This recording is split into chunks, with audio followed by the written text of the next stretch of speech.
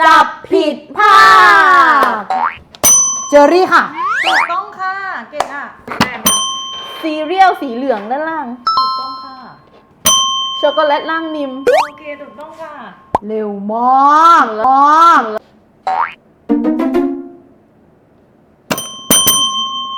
ช็อกโกแลตข้างหลังนิมอะค่ะ นี่ค่ะ นิมตรงกลางช็อกโกแลตรั่วออกมาตูดนึง ค่ะ